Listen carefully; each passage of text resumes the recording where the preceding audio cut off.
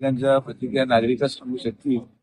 मला एक गोष्टी खात्री 100% आहे की हे फार अगोदरही झालं असतं कदाचित. पण आमचे सर्व जे कार्यकर्ते आहेत हे बिचारे सकाळपासून माझ्या शब्दा खातीर स्वतः रस्त्यावर उभे आहेत. आणि तिथे तिथे ट्रॅफिक जॅम कधी जाणवायला लागलं का लगेच रस्ता मोकळं करणार. तर शेवटी कुठलाही प्रकल्प होत असताना, कुठलीही चांगली गोष्ट होत असताना त्याला जनसमर्थन लागतं. आम्ही सगळ्यांना विश्वासात घेऊन चालणारे लोक आहोत. आणि आमच्या मुलांनी जे हे केलं आज ते त्यांचं काम नाही, उभे राहिले असे कार्यकर्ते म्हणजे आपण माझं भाग्य समजतो. कारण की आमचे कार्यकर्ते रस्त्यावर उतरून आंदोलन करत नाही. आमचे कार्यकर्ते नेत्याने दिलेला आदेश पाळतात. आणि मी त्यांना सकाळपासून 4दा फोन लावला की काय झालंय, पुढे अडकतंय का, काय अडकलं.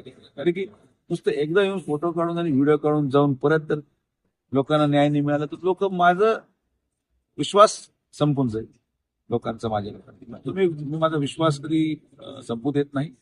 आज अक्षरशः एक तासभर सोडला तर अजिबात पुढेही ट्रॅफिक जॅम नाही.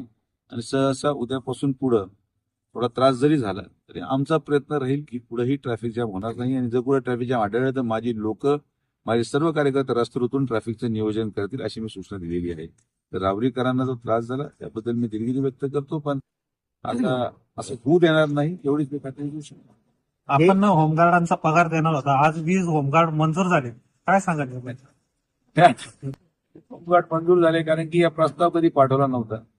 माननीय पालकमंत्री महोदयांनी डीजी होमगार्डशी आज फोनवर चर्चा केली. आम्ही सकाळी अर्जंटली रावरी पोलीस स्टेशनहून प्रस्ताव पाठवला. एसपी ऑफिस मुंबईला गेला. आणि जेव्हा जिद्द असते तर जिद्दी सगळं होऊ शकतं.